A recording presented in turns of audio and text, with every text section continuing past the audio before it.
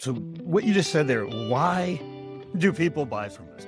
Why do they see us as different and better than our competitors? And in the world of B2B, and Forrester said it really well, that content's the foundation, right? It's our entry point, it's our handshake, it's our introduction, it's what demonstrates our value, what communicates our advantages.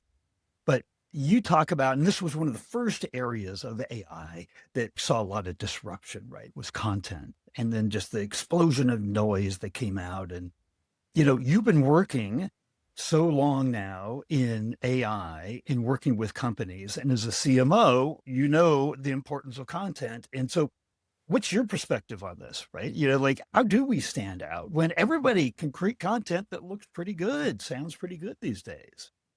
Yeah, absolutely. Well, content is, it's our fuel, right? As a marketer, especially as a B2B marketer, that is the key thing that we produce. So it is very important. So, and people say AI is the great equalizer, and it is. It's absolutely true. But what that means is that everybody across the world, whoever has access to a mobile phone, can create content, right? And they all have access to the same tools.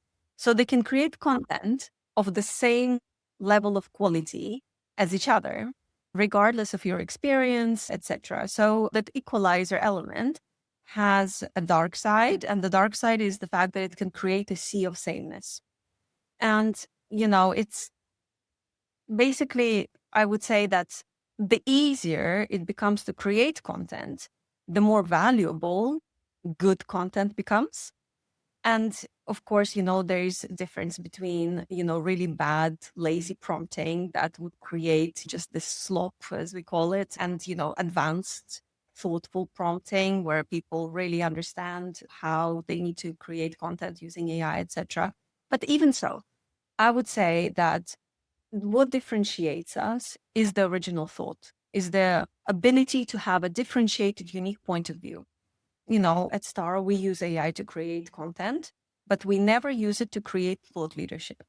And the key difference here is that for thought leadership, we want to have that expert view, that thinking from our specialists who have, years and years of experience. But then we can take that and, translate it into 5 blog posts and 3 articles and social media posts, etc.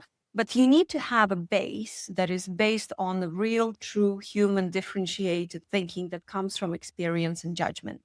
For example, I am a Forbes contributor and I write sometimes articles for Forbes, and those take me hours to write. And because I'm synthesizing my experience, I'm trying to find something unique about the way how I think rather than just generating tasks through AI.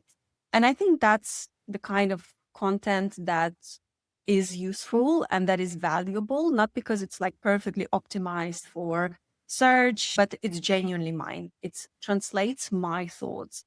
And so I think that's, the edge that the AI cannot replicate. So yeah, I think if you want to stand out, have something worth saying, and that authentic thought is going to be more valuable than ever.